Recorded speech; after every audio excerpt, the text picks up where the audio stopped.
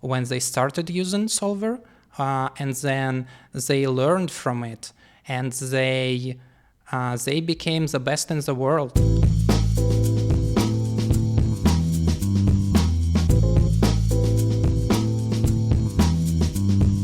What's up, everybody? Today we've got a bit of a unveiling, a little bit of a secret revealing of someone who's been in the background of poker, of some of the biggest high-stakes players, helping with some solvers and sims for some of the high-stakes games, and a bit of a wizard on the programming side of things, especially for poker, and understands it well enough to make real solvers and things of the sorts. The self-proclaimed priest of Nash Equilibrium.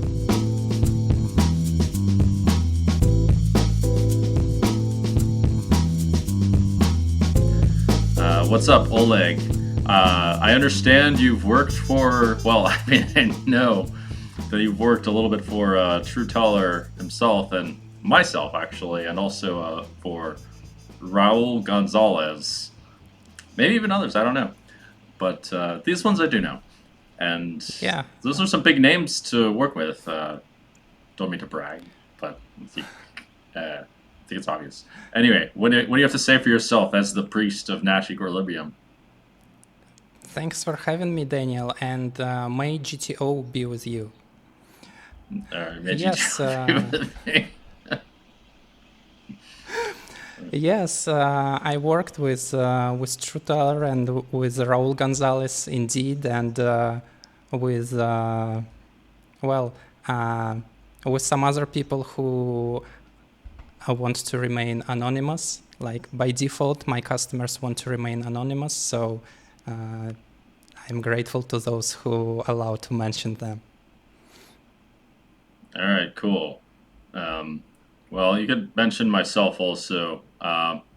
So why don't you tell us a bit about how you got into this, especially for poker software as well, because it's it's kind of a niche thing to do, and it's hard to solve some of these poker things. Why not go into like typical computer solving or stocks or things of that nature or whatever? So I was playing poker professionally myself. I learned about poker in 2008, and I was studying math at university at that time. And we studied Nash Equilibrium and Nash Theorem, and it was obvious that poker, one-on-one poker, has Nash Equilibrium, and it always fascinated me that there is this optimal, unbeatable strategy. And for a long time, I had no idea how to calculate it, because the tools available at that time were only able to calculate Nash Equilibrium for trivial preflop situations. There was a tool called Stocks EV. And I also did programming competitions in school, so I thought of myself as pretty good programmer, but I still had no idea how to write programs that will calculate the Nash Equilibrium. But so I just played poker myself for 3 years. It took me a while to figure out. So at first I came up with my own homebrew algorithm that calculated the Nash Equilibrium, and it worked for river or maybe for turn, but it didn't work from flop at all. And then I looked up academic publications about Nash Equilibrium in poker, and turns out there are academic papers, and very smart people, mostly from University of Alberta, came up with algorithms. And eventually I was able to implement them.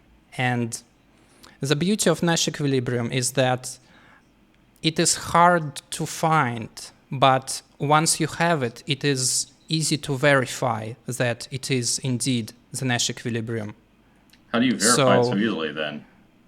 Yeah, well, if you have the strategy for your opponent, then you can calculate best response to it quite easily, because if your opponent's strategy is fixed, then with every hand you can see expected value of each action and always pick the most profitable one. And the property of Nash equilibrium is that if you calculate best response to it, then it does not actually beat it. And you can see the distance. You can see how much the best response wins against the strategy. And if you're close to Nash equilibrium, then best response to it wins very little.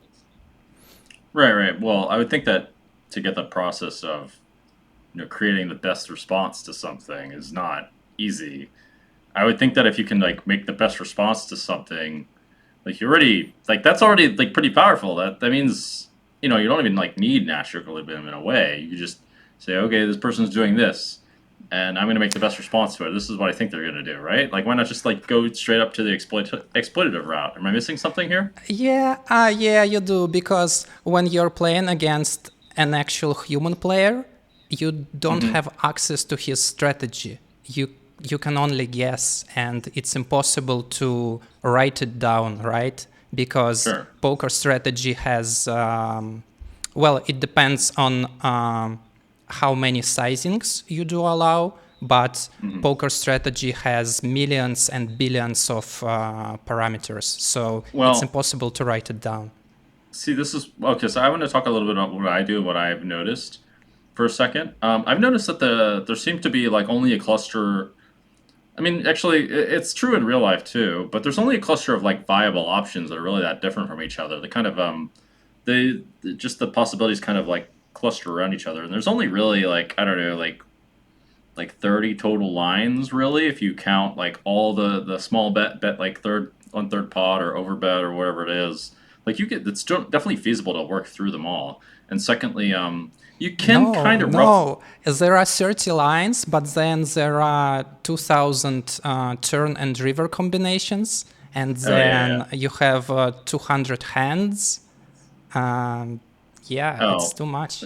Even those you can cluster quite a bit. I mean, when I play, for sure, I don't like think to myself, it's probably like 10 different flops or whatever it is, maybe a bit more, but like they don't change too much. I mean, there's nuance to each of them, of course, and that's where the real understanding comes. All right, well, I want to just mention one more thing. It's that you can't predict your opponent's strategy totally, and I definitely use GTO quite a lot myself, but you can, a lot of people do have, like, I've noticed there's very strong population tendencies, and I tend to account for those more myself and then resort to GTO for all the spots where I can't pick for situations, but otherwise, GTO, especially for like limit games, there's not a whole really good luck with like figuring out too many exploits for that one. Dan, and another thing about best response is that best response is extreme. Let's say you're able to write down the strategy of your opponent, and it turns out that he overfolds slightly, like he overfolds 3% compared to the optimal. The best response is going to bluff every hand, because that's the best response. And does it make sense to you? Yeah, I guess that makes sense, but well, actually no, it doesn't, because I would think to myself, okay, well, yeah, I could bluff like this every time, but maybe they overfold even harder, based on the permutations that come out later. So, like, maybe I would say, okay, well, yeah, I would overbluff a little bit, but because I know he folds like really, really hard when, it just goes like check, and then he checks again or whatever, then I might bluff harder, now start really taking the hard exploitative route. Yes, you're not going to bluff 100% on the flop necessarily, but for example, on the river, best response is probably going to bluff 100%. Oh, I see that, yeah. That's because there's no further, possibilities. But if there are further possibilities, you need to compare, to go through all of the little like trees to see what's actually better. Yeah. So, like best response, it's useful to measure quality of Nash equilibrium approximation, but for the actual play, like it's not practical to apply it, and then the results are not going to be useful anyway. Sure, sure. Okay. Well, why don't you tell us about when did you actually make the first solver? Were you like one of the first guys who made well, how early to the game were you? Were you like one of the first ones to the Hold'em scene of making solvers? To the best of my knowledge, I made the first solver for No Limit Hold'em. It was Really? early 2013. There Oh, really? were academic programs, like there is annual computer competition for AI in poker, and so some programs were created to participate in that competition, but to the best of my knowledge, there were no software you could study with. Oh, so you made a solver, but you couldn't really study with it. It wasn't visible what was going on. Yeah. So first, so when I did, so I was struggling to calculate the Nash equilibrium, the strategy itself, and once I got that working, I started to market it to customers. I approached high stakes poker players one by one, and initially I thought that I already have the product, right? Because this is the Nash equilibrium strategy, and you could view it like you could view a chart for every spot. But I quickly learned that it is not enough to have the strategy. You need to have a good interface. So the first thing Alex Millar asked for is to allow to play against strategy, because people learn by playing. And then my customers did a lot of requests, like they have a question and they want an answer, like what is the like total percentage across every turn with this hand. It's really useful. I mean, I don't even. I mean, keep going, but let's revisit that question. Yeah, not everything they asked turned out to be very useful, but there were plenty of features that we developed. Sure. Okay. Well, what kind of results did people see with these solvers? The results in Hold'em were hard to measure because Alex Millar, Raul Gonzalez, Trueteller, all of them were already extremely good. So for No Limit, results are hard to measure, but we had 1.5 years contract, and well, they were happy enough with the product to keep paying for it every month, and yeah, I think they moved up slightly, like in stakes and confidence, and they started to fight more pros. I didn't know that there were solvers out this early for the No Limit games. I heard some stories, but at some point I became aware of some ranges that seemed to be pretty close to what came out to previous solvers, although, or I mean, it's one of the more public versions of the solvers, I should say. And so, what was everyone like? Was everyone like 100% on board with the whole idea that solvers were good? Was it just always like people just committed to them 100%, or what? No, it was a long process because in 2012, many people. Well, there is an infamous topic on 2 plus 2 in 2012 or maybe 2013 where people argue whether Nash equilibrium exists in No Limit Hold'em heads up. Oh yeah, I remember this. Was the stupidest fucking thing. I mean, it was Yeah. pretty obvious that yes, it exists. But people argue like really stupid point of views without really knowing things quite a bit. Why don't you go into that? Tell me more about that. I have a Tom Dwan story related to this, by the way. The 2+2 topic I'm referring to, it was with Tom Dwan. Like, didn't you offer him a bet about? No, someone else did. Someone else did. So someone else offered to bet him about Nash Equilibrium. I learned about this later, by the way. I heard it more from the source. I heard it from I forget actually. I forget who I heard it from, but someone who started a hedge fund in New York. I remember this. I looked at their hedge fund, but I need to find out their information again. But they told me that Tom had a bet, and then Tom hired this dude, Ishan, who was an MIT mathematician. Ishan Chuk, something like that. He was an Indian. I met him to prove that Nash Equilibrium does not exist in poker. He paid him about $5,000. So what ended up happening was Ishan came back to him and said, "Tom, you're wrong. Sorry." And so Tom did not bet, and Tom gave the guy $5,000. That's the story. Oh, that's smart of Tom. He did the research before the bet.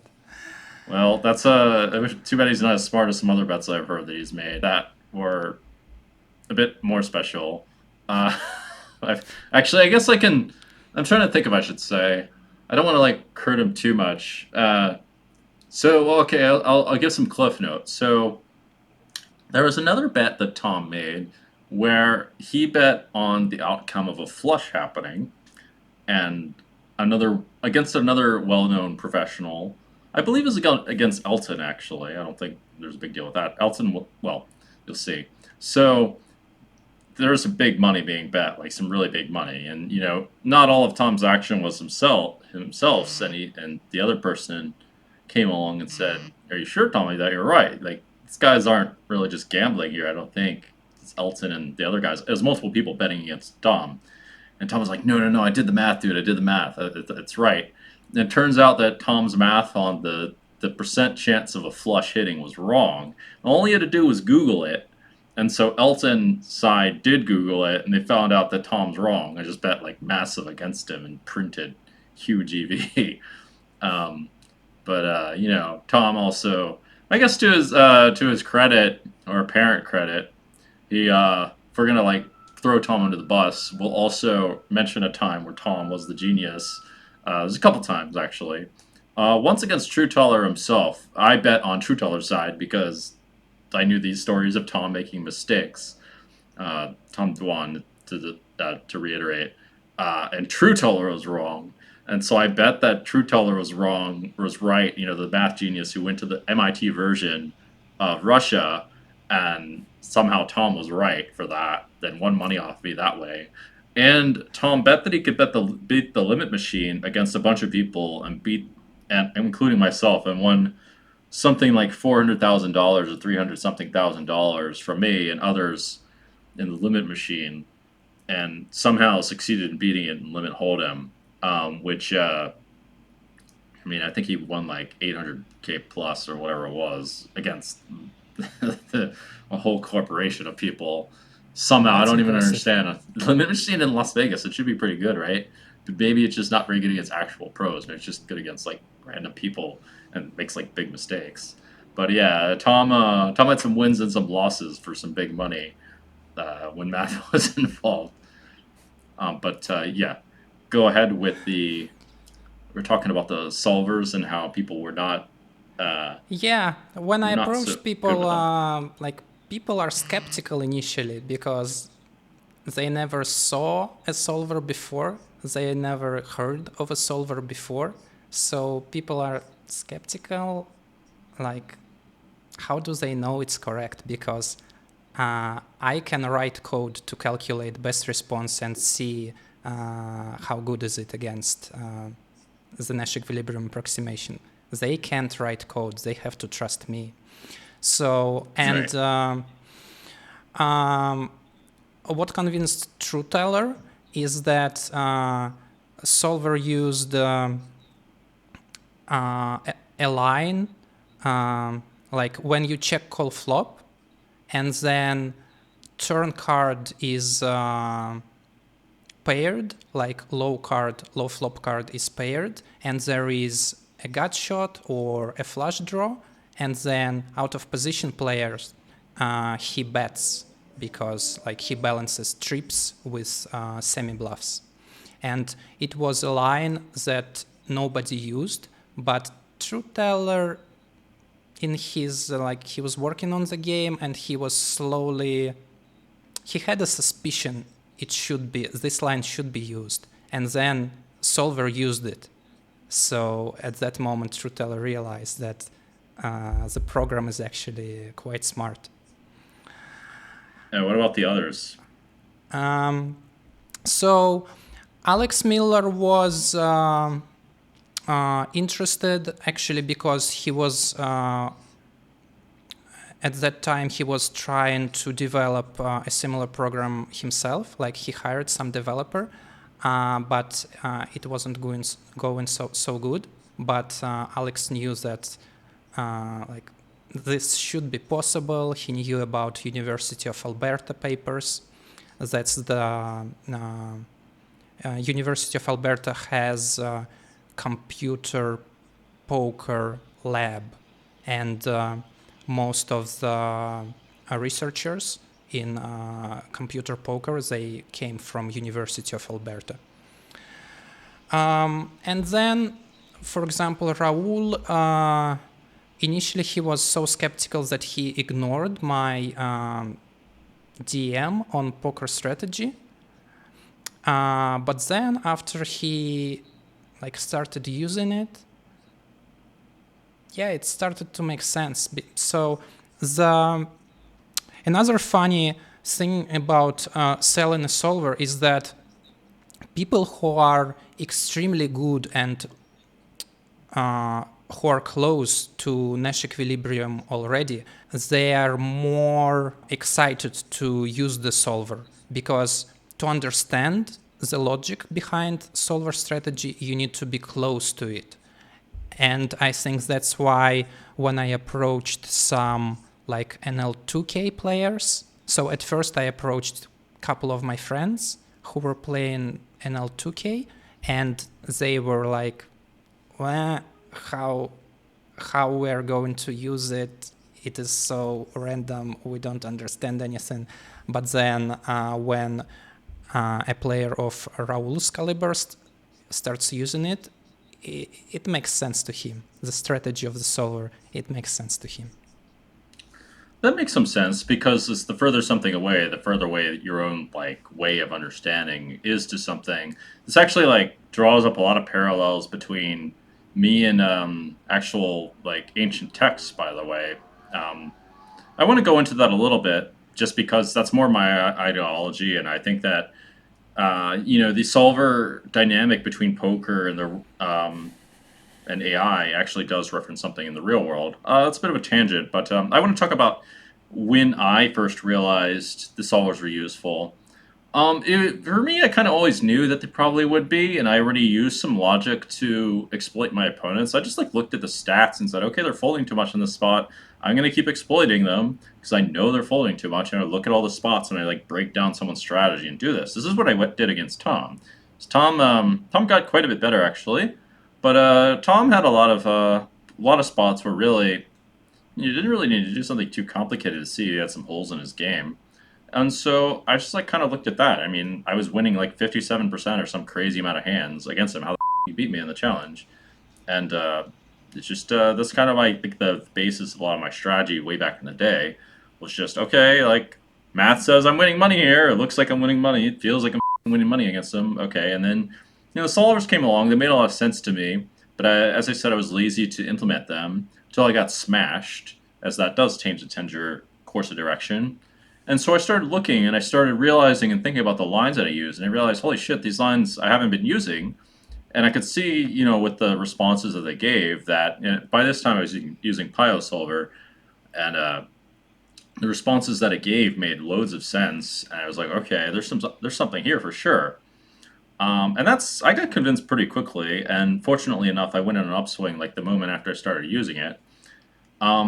I want to actually draw a parallel to something in the ancient texts of this that's a bit relevant, in fact, because I believe that there is, in fact, a GTO solution to ethics in life, and that I kind of discovered, in fact, that I had my own logic going around the entire time, and I had the exact same kind of like relationship of how I learned that there was something in the GTO of the solvers with the sort of something in the GTO of the ancient texts. But specifically, I wanted to look at Hinduism, which is more like a real life application of these theoretical morals. Yeah, I I don't know if you agree with me that there's a GTO solution to ethics, but I think there is. I think there's something like thinking about it more. Do you even agree with this idea? I think the problem with GTO in human life, in the real world, is that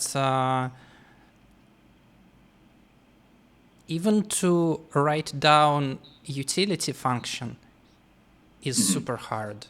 And if you don't have utility function, you can't reason about GTO. Sure. Um, Oh yeah, it's yeah, gonna be. and It's much harder. Yeah, yeah. yeah, and to define like utility function and what people actually want and how much they want, like money compared to attention, compared to Well, this is safety, the compared to this in etc. value. This in the value loading system, or excuse me, this in AI is called the value loading system. By the way, it's just like what do you value so much, and yeah, to solve that is much more difficult. For sure. And this is kind of why it's quote unquote unsolvable. But I still disagree, and I'm not going to get too much into this because it's too complicated of a point of view to even like lecture about. But I do want to draw the comparison a little bit, just because this was a really striking example for me personally. So I was, and it showed how like the way that ethics actually works is often different from how people think it is. You know, there's this story of this ancient like evil king in the Hinduism, and there's this prophecy that Krishna would be born from his like relatives, his nieces, from his niece. And for the longest time, this king actually behaved well because everything was good. Blah blah blah. You know, everyone can be a good person when things are easy. Everyone can play well when things are easy too. It's a similar analogy. So at some point, you know, it was decided to give him a test of sorts, which was basically a sage came along and basically taunted him and said, "Oh, like you think you're better than God Himself, blah blah blah," and like said, "Oh, like what? You're just some king. Like you're not really a big deal." And so what happened was the guy went crazy and started just killing everyone and killing all the babies, etc. But because of this, it the ethic because of this, then it was like the start of a new age. But I realized like, okay, it's kind of like when you're playing poker and like finally like some bad luck comes around and now you're like really what's on the inside is tested, and so you show your true colors. It's the same thing as in like a poker analogy of this situation. And okay, I can see how actually like giving someone a test can be like an ethical thing to do, and a necessary thing to do to like really test what's on the inside, because you just can't. It's not really appropriate to just run good forever. This isn't how poker life works. So that's when I personally said, okay, maybe there's something here in these ancient texts because this is actually a really smart thing to do and required. But I thought I'd draw that Yeah, analogy. Go ahead. yeah. I think when AI gets better, I'm really, I'm personally looking forward to like policy decisions made by AI, and if we can encode carefully, like what's important for us, for people, for every individual human, then Hmm. like the big AI will be able to optimize that in a very smart and efficient way, way better than Hmm. any human can do. So I think Oh yeah. it does have huge potential. Same way. So in poker, solver strategy is way better than humans can do, and Hmm. I think eventually it will be applied to real world, and there is a lot of potential. It will be the same way. The Okay. solvers, life solvers, Yeah, will be yeah. I better think so than for sure. humans. Yeah, I think for a lot of things, especially once like a proper moral view is established. But this, I mean, definitely AI can be used both for good and for bad. Depends on the way that the value system is loaded. Like that's the biggest thing. I mean, like how can you? I mean, that's also kind of complicated. Like how can you expect the robots to get it right if you can't like tell the robots what to get right in the first place? So it's kind of like Yes. it seems required to get the philosophy correct. But I definitely think it's in a lot of sci-fi movies and things like that. All these like ethical dilemmas, all this crazy stuff that AI does. I mean, for sure, it can be used for good. It could definitely be used for bad as well. Be really a crazy world once that goes down. I mean, we should talk about like, is there even anywhere in poker where poker players are better than machines? Like, is that still even a thing? Well, I think they are actually. First of all, in so when you're playing poker, you have a choice. You can try to play GTO or you can exploit. And if you're playing against mediocre players or a mix of very good and bad players, for example, in tournaments, Mm-hmm. then it is a mistake to play GTO. You're missing a lot of value and you should exploit. Currently, solvers can do very little to exploit. Like you can do things like Really? node lock, like if you're playing against an opponent who c bets 100% of the time, you can encode that in solver and calculate an Nash equilibrium under this restriction, and it Mm-hmm. will be sort of exploit against this player. But otherwise, maybe in some MTT like ICM solvers, maybe you can like fine tune your opponents and say this guy is a loser than way he plays way more loose, and this guy plays tighter. But overall, solvers are quite bad at exploiting at the moment. And like, how do you even encode it? Because human can understand what other human is doing and like model it and exploit it, but a solver can't even model. Hmm. I mean, that's interesting. I'm surprised. Why can't it model? Like, it seems as though AI was capable of kind of anything. Like, modeling doesn't seem like it's that difficult of a thing. It doesn't seem like something beyond its reach. It's quite difficult actually because you see very few showdowns. Um, you see like frequencies of his actions. You can do something, but it's very hard. I have something that I personally do that I just don't see why it can't be done. So there was an interesting podcast with Noam Brown, the maker of Pluribus and Libratus, and Mm-hmm. he also did. He created an AI that plays diplomacy.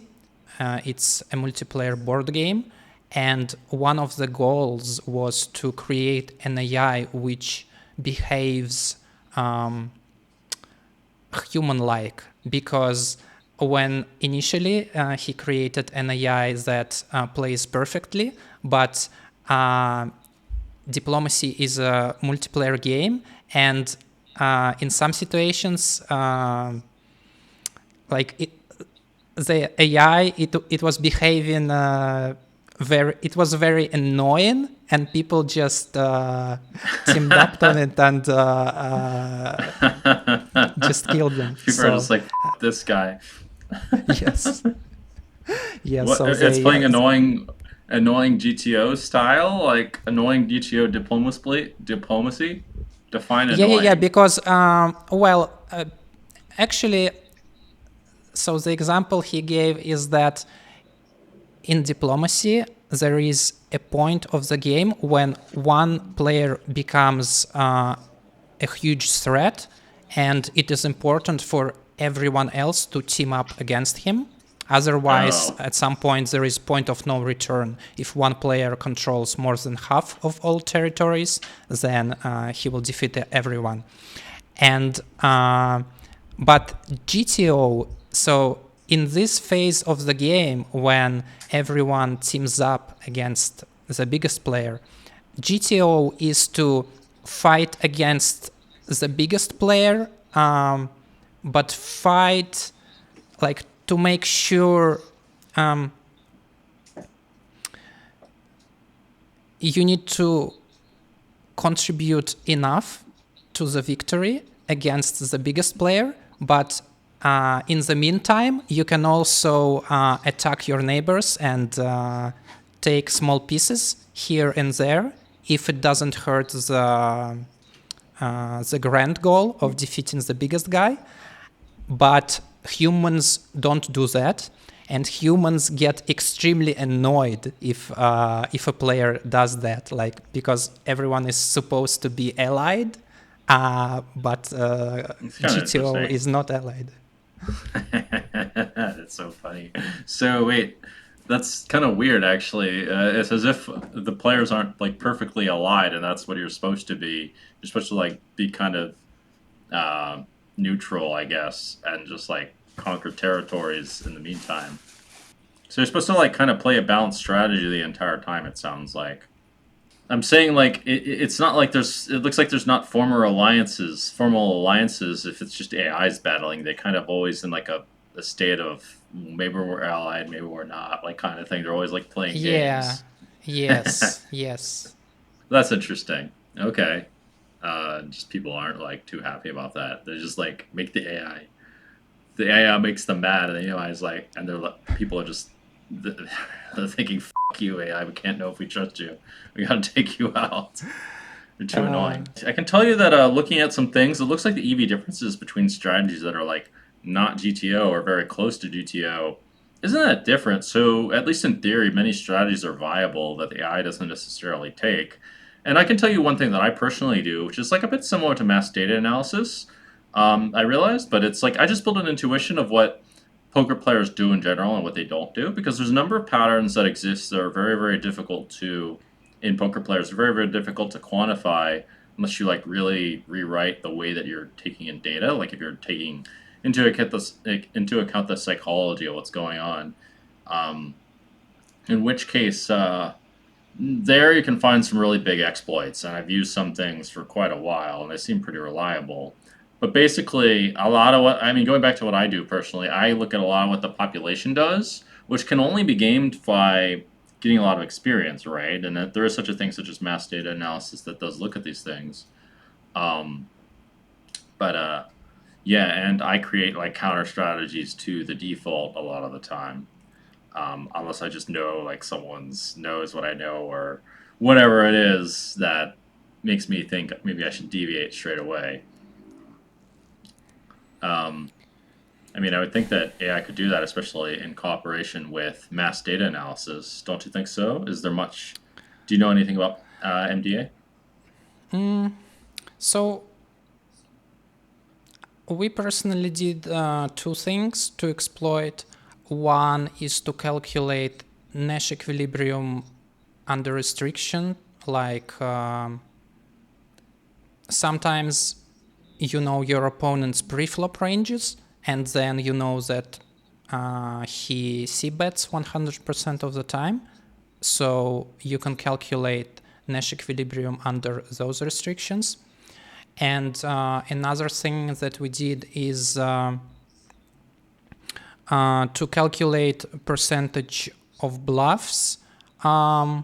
Actually, let's move on to draw.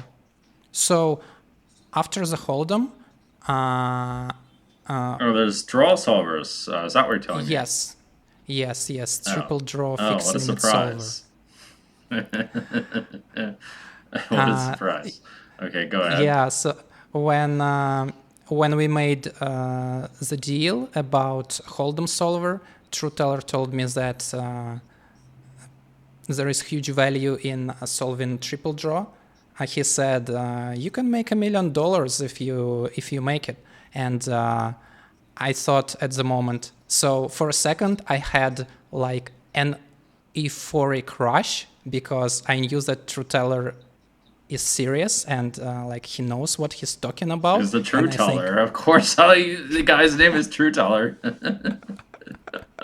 Yeah, and I think $1 million.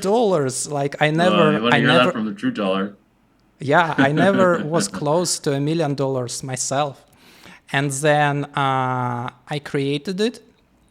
And so Trueteller and Raul started studying with it. And it was actually a huge success story because like when I make a Hold'em solver and I sell it to people who were extremely good anyway, it's hard to measure progress.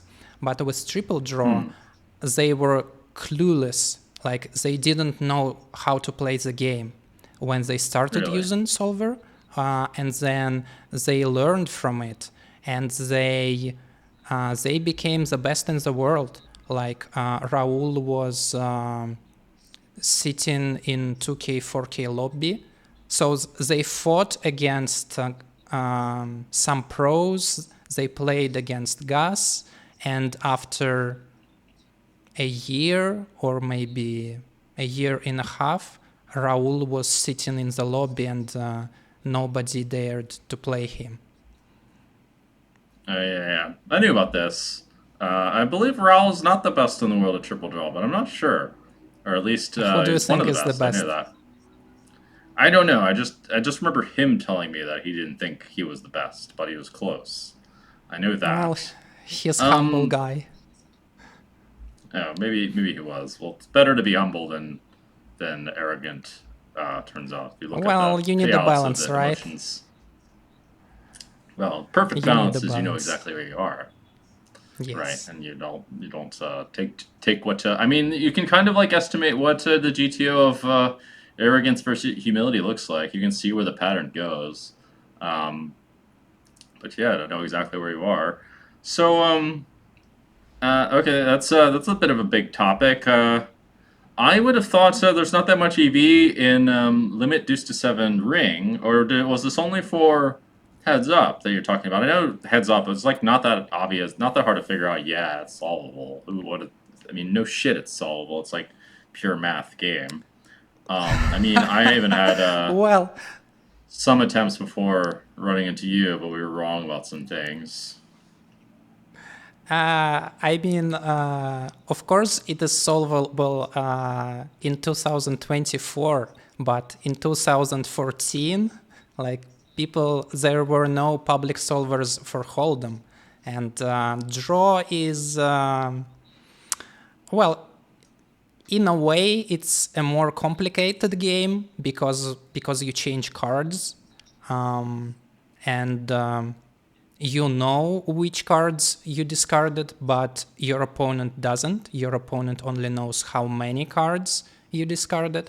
So in a way, it is more complicated than Hold'em. And the most of the value was in heads-up games. There was some ring action going on, but my solver was only for 1 versus 1. You could apply it to ring games, for example, well, for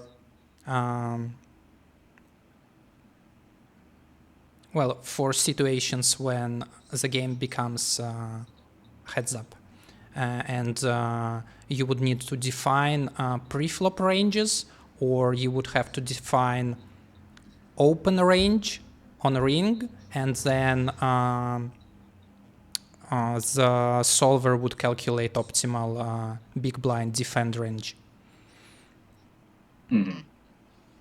Okay, I mean, I know that, yeah, you can break it down in a bunch of little games. I mean, it would not be a fun well, maybe it's fun for you, I don't know. but it'd be kind of a tough process to break it down to a bunch of little games. Like that would be my first thought to applying this. I took computer science actually for a little bit, but poker was a little bit more fun and more lucrative. Yeah. Anything? What else can you say about the limit to 7? What kind of figures are we talking about? I think. Did you succeed in making your $1 million beating with this solver? Did you? Yeah, What I kind of actually figures? did. So Can you talk about? Huh? for a while, I had 40% share in my customers' results, and yeah, they made millions. And yeah, so my share it started at 40%, and then it was going down. Yeah, eventually I made my million, and one interesting thing we had to do, we called it indirect share, because so we agreed in principle that I should have 40% of their action, but they were playing 2K, 4K, and my bankroll at that moment was around 100K, so I cannot have 40% share from that game. And on the headaches. and on the other hand, like, even if we could estimate the value that the solver brings and ask them to pay me that, like, fixed amount, it would like, there would be too much variance, right? Because as we start, how much is it worth? Like, let's say we can say that it is worth on average $1 million, but then they pay me that, and there is no action, and they're out of $1 million. And on the other extreme, if there is a ton of action and they win 20 million, then, well, it will be too little. So we came up with a pretty complicated structure. So every 6 months, we would look at hand histories and, write down list of opponents Trueteller had and how many hands he played against each of them. And then we would estimate his win rate against each of them, not realized win rate, but true win rate. And then, given this information, we ask ourselves, so if Trueteller pays me a percentage of his winnings at the end of these 6 months, but he receives nothing if he lost at the end of his 6 months, what should be the percentage that that leads to me receiving 40% of value? Well, let's explain it in a simpler way. Just basically, well, it sounded like you had a share of the action such that it would be about 40% of the value, and but it negated your risk in this. So like it worked out so it was calculated differently, so that you're not risking quite as much, but he basically just got 40% of the true value. That's all it is, really. It sounds like, right? Yes, but the point is, we decided what percentage of realized value I get post factum, after we know how many hands he played against every opponent. Sure. Okay.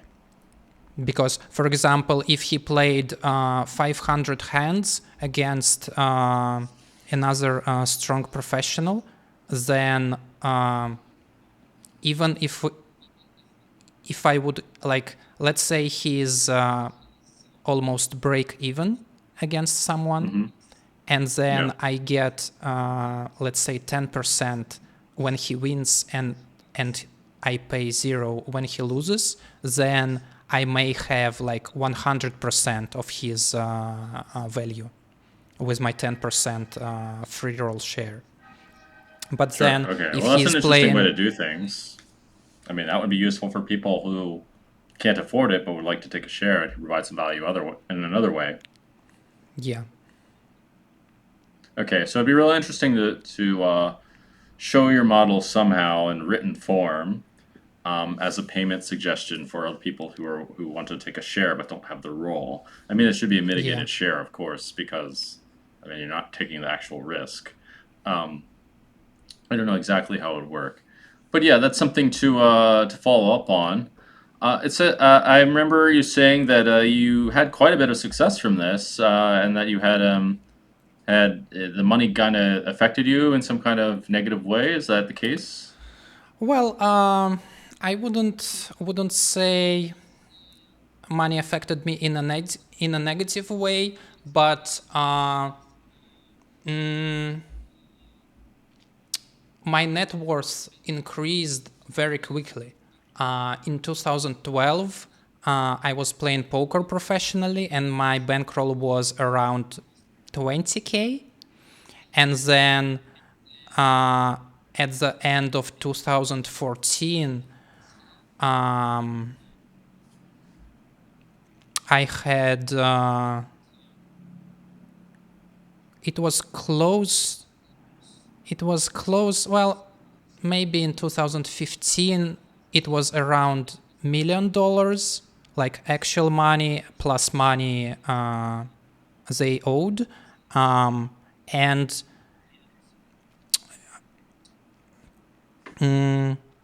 it actually takes, like, I didn't know what to do with all this money, and I was just living as I lived before, and I didn't spend much, and I thought that I'm a good, humble, and frugal, responsible man, and like big and oh look, like I'm set for life. I don't need to work anymore, and Well, you need really a lot for that, buddy. huh? $1 million is not enough for that. Certainly, you Yeah, wouldn't it do anything with depends. it. Yeah, it depends. Okay, maybe not for life, but close to it. Like I was living in Moscow, and it's way cheaper than the US. Yeah. Um, and the problem with that is like I lost any motivation to work or like learn new things or like do anything. Like Oh. I played Oh. I played Dota, like in 2014. I played 2,000 hours of Dota, and like it was Oh. I it don't know. wasn't I fun. mean, this problem I did not have, by the way, but well, I did have it a little bit, but not 100%. More like I didn't know where to aim my efforts, but I did want to do something, and yeah, I didn't. For me, it went for a bit of a different route. Actually, uh, like partly what ended up happening with me was I got my heart broken, and this made me work on myself in all kinds of different ways. Um, so that like helped more on like the human side of things rather than the purely technical. Um, but for the purely technical, for myself, I just had this. I can tell you what went through my mind, but it's not going to be the same for everyone. There's two different things, but one was that what I was doing wasn't necessarily aimed it's aimed in more of a neutral direction, not exactly positive. But the bigger thing was that I had this idea in my head um, that I wanted to do something good with poker, but at some point it hit me that, well, wait, making money by itself seems like kind of an arbitrary currency to aim for because other than, once that you get everything that you want, at some point you realize, well, wait, the process of making money and it seems like making a positive impact and the process of making money are just one and the same. They're just, one's aimed towards positive impact versus whatever, but the positive impact lasts. It goes on. The money does not. And so it seems that that was a more potent, or excuse me, that to me was really compelling to do some things beyond that. But a lot of it was actually um, kind of innate in a way. I mean, I still think the idea of doing games and playing poker actually does lead towards the kinds of things that can be done. I don't know if it did anything change for you. Two things. First, if I'm getting paid for something, it gives me a feeling of meaning and doing something useful, because like if I do something and I get paid peanuts, then Fair am I point. doing anything useful? Like if other people are not giving me money for this, then the work I've done is not important. So that's one aspect of it. And another one is I think it's and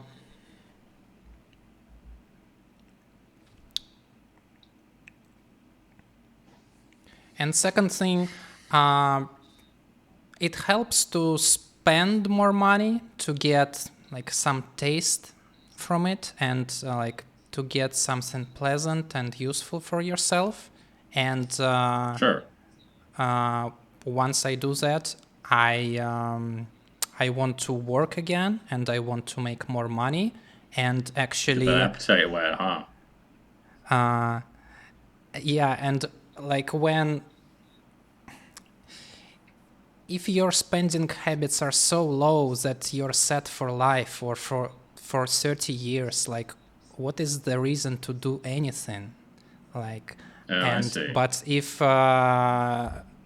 like if you know this is not forever, money are going to run out, then it gives a nice push. I wake up and I think, okay, what stuff I can do next? I need to do something. I cannot be asleep anymore. Sure. Yeah, and then actually third thing is that when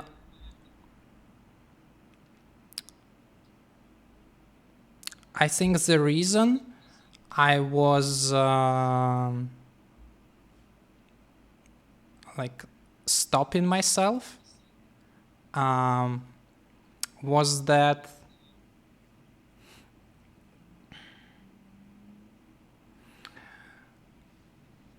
I wasn't ready to admit that there are way more successful people out there, like players, businessmen, researchers, other solver makers, like people who did the public, like for example, GTO wizard guys, like they have amazing product, amazing algorithms.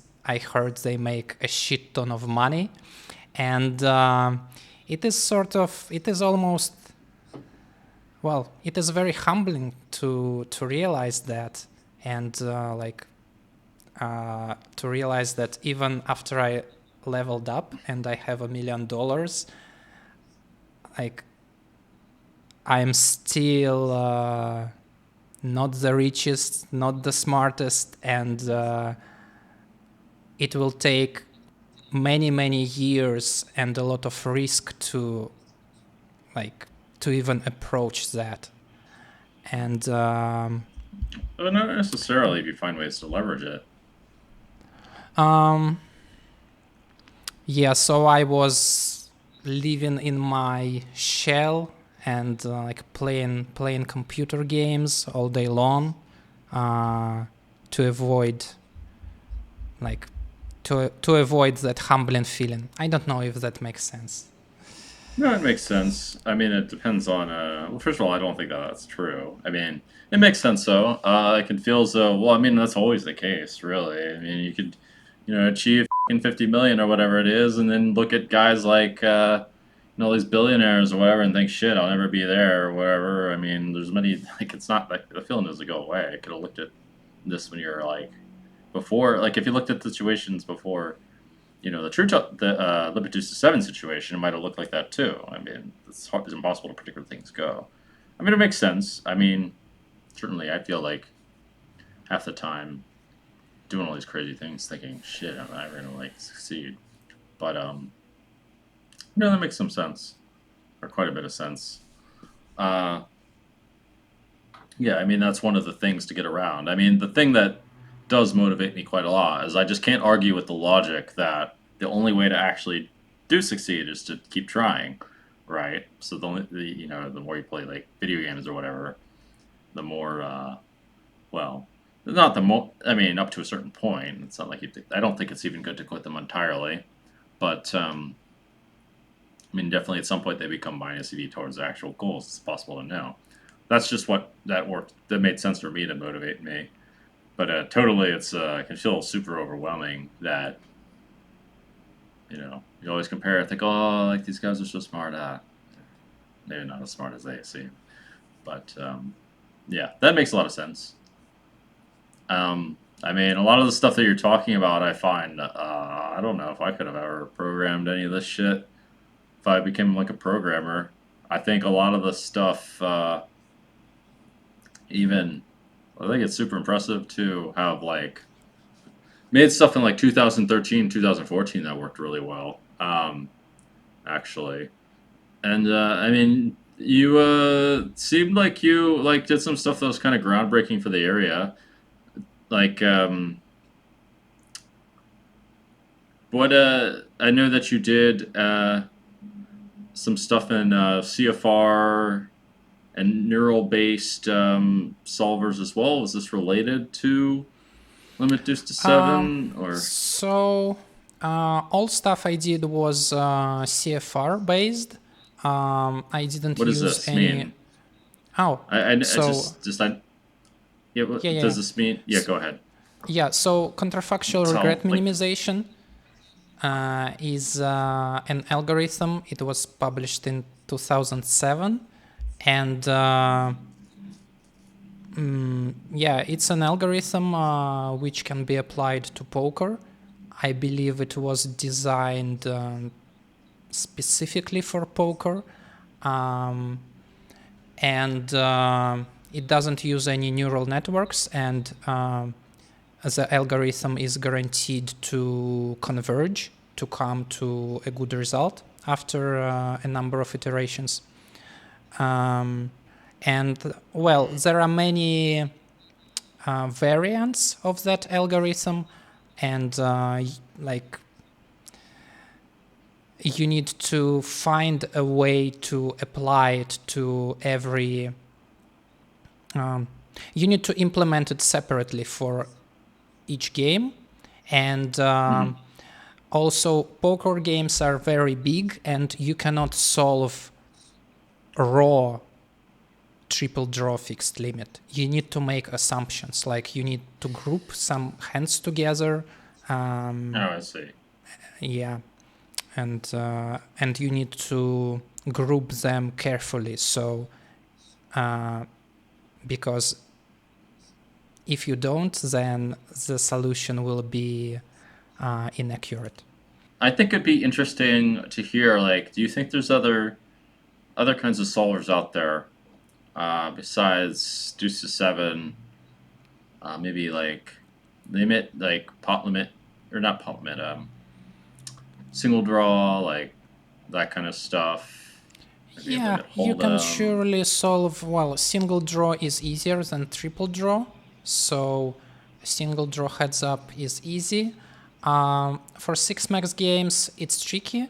I think no limit single draw 6-max is doable.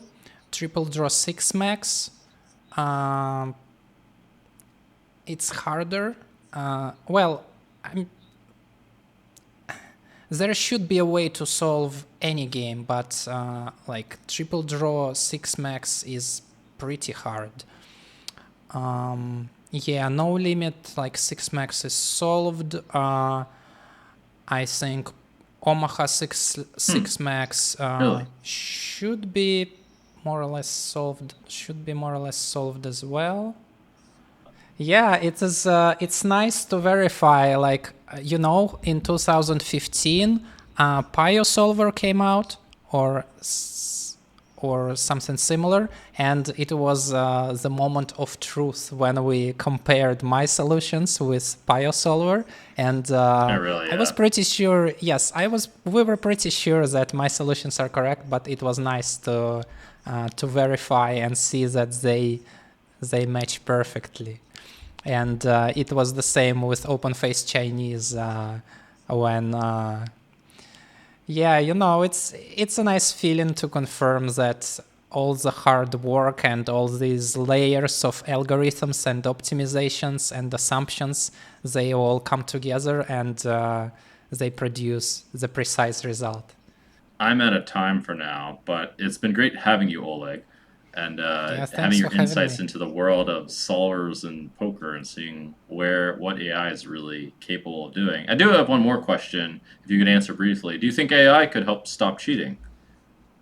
Help stop bots itself and stuff like that? Or I think botting is often cheating when it's against the service and like minimally the gray area or minimally the point where it's not the spirit of the game. I mean, if you want to catch someone who is using solver during the game,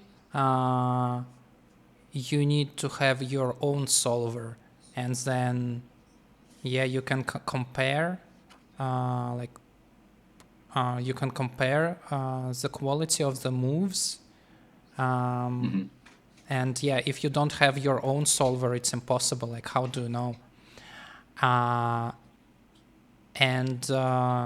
And for bots, well, there are different methods. You can do some. Well, the most basic one is some statistical stuff.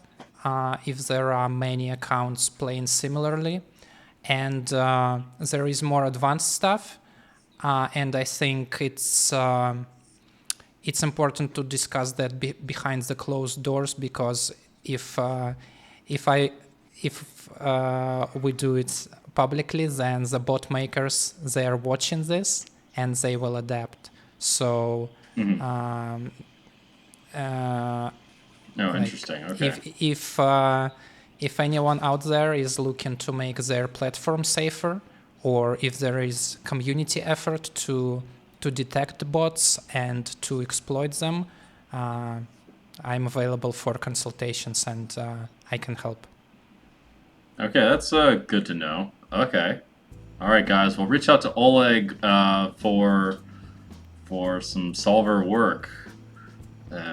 Sounds like for just a 7 and other kinds of queries, and helping to stop cheating. That'd be really great as well. And let's see if we can get the algorithm you mentioned for creating the indirect piece. That would be really useful for people. Maybe. Yeah, I need to do a write-up about that. Yeah, please. Actually, I would be interested in that because I have a similar kind of problem. All right. Well, thank you, Oleg. Thank you, Dan.